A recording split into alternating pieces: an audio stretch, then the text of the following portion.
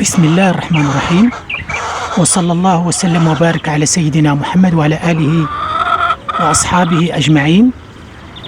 إخواني أخواتي، السلام عليكم ورحمة الله تعالى وبركاته. أهلا بكم في قناة بيجن بيو بيرماكولتور للزراعة المستدامة.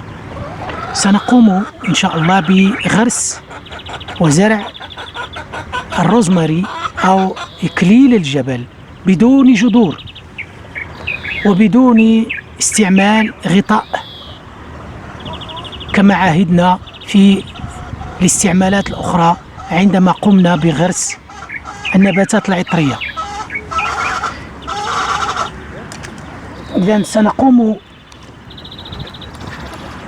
بأخذ عقل من الروزماري. لاحظوا كيف هو. لماذا؟ لأن خصوبة قن الدجاج تجعله بهذا الشكل.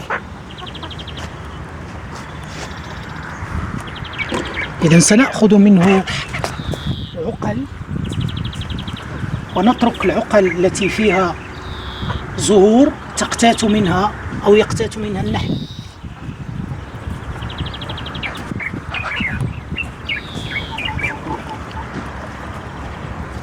إذن سنأخذ العقل من هنا، من هذا المكان،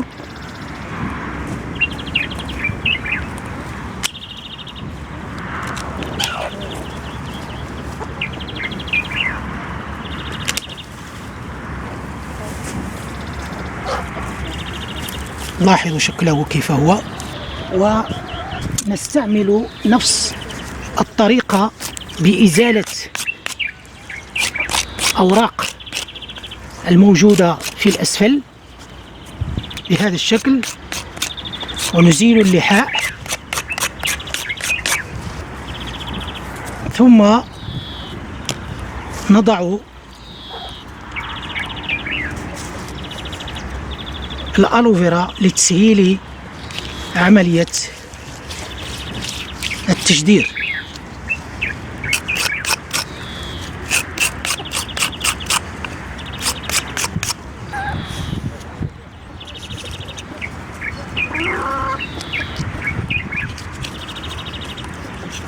يعني هكذا سنضع عقلتين، سأغرسه هنا في هذا المكان.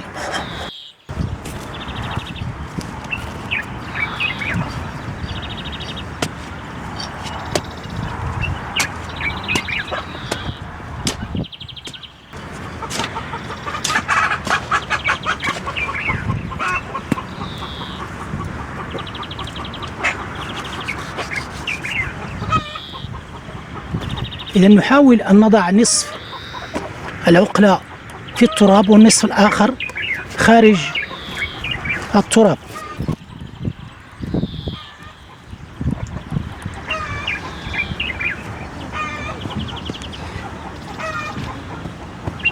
ونضغط على التربة لطرد الأكسجين حتى لا تفسد العقلة.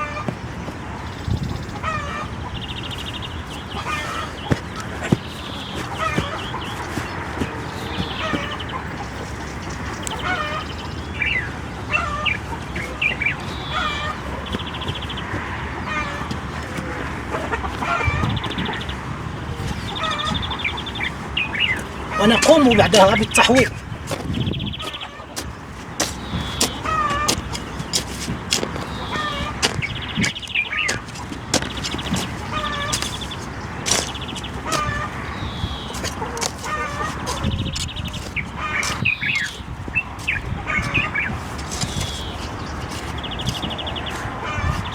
إذن هذا الحوض هو الذي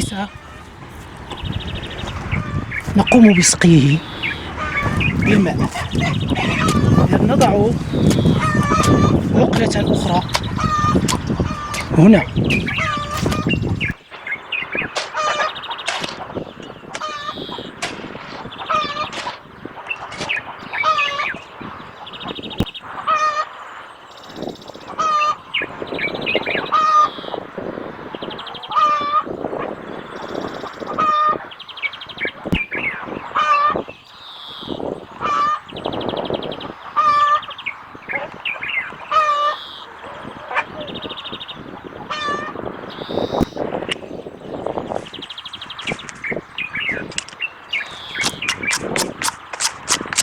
إذا نقوم بنفس الشيء، إزالة اللحاء ووضع الألوفيرا.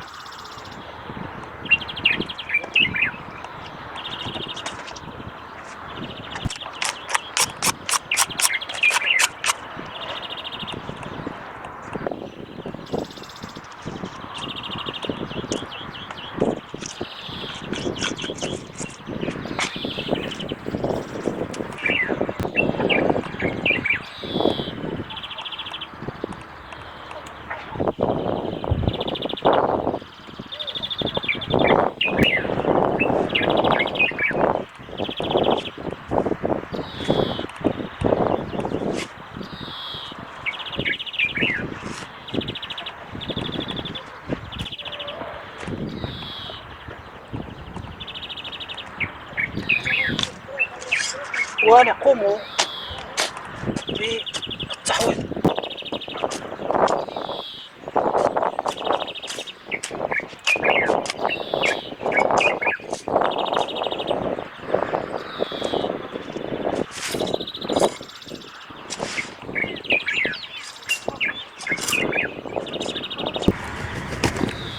ونزيد أخرى في هذا المكان.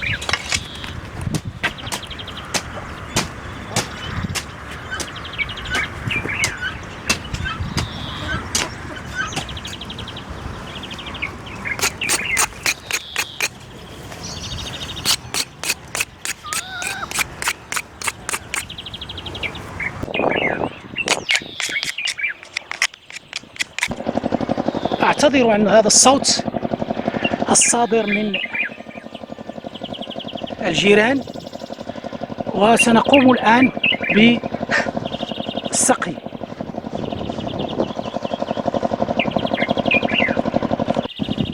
إذن سنقوم الآن بالسقي. لماذا نغرس بهذه الطريقة؟ لأنه فصل الشتاء يمكن نقوم بالغرس بدون جذور بهذه الطريقة للنباتات العطرية، وكذلك لأنه قن الدجاج، فقن الدجاج خصب جدا.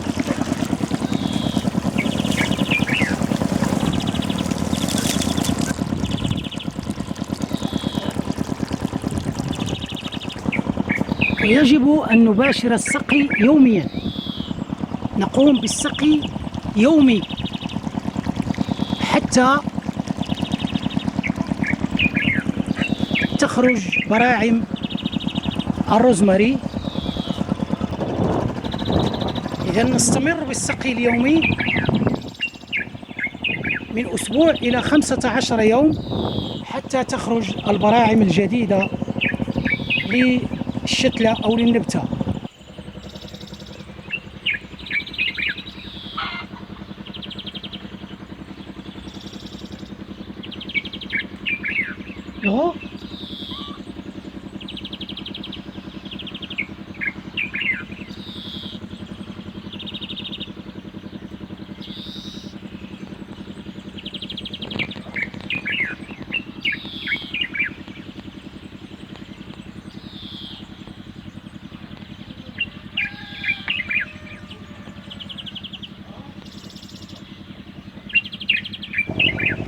وبالنسبة لتطورات جميع العقل التي غرستها وزرعتها لا زالت تنمو، وكل العقل الحمد لله خرجت براعمها جديدة.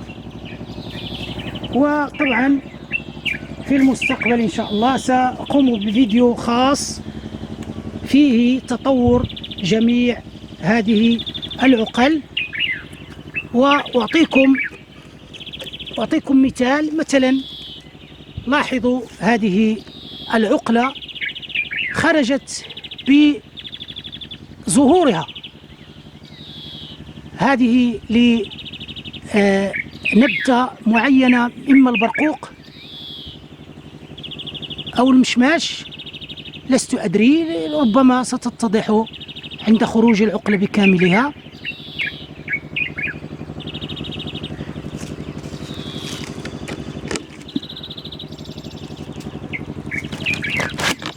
والعقل الأخرى مثلا هذه.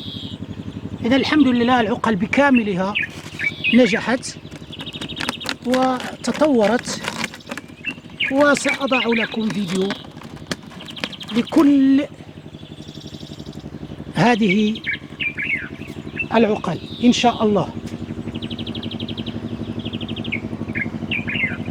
حتى إنني بالتجربة قمت بوضع عقل